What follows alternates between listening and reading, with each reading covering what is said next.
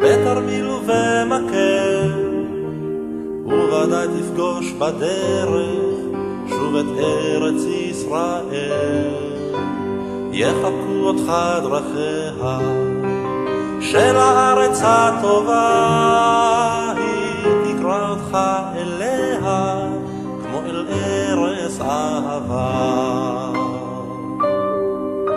זאת אכן אותה הארץ, זאת אותה האדמה, ואותה פיסת הסלע הנצרבת בחמה, ומתחת לאספלט לבנייני הרעבה מסתתרת המולדת ביישנית וענבה.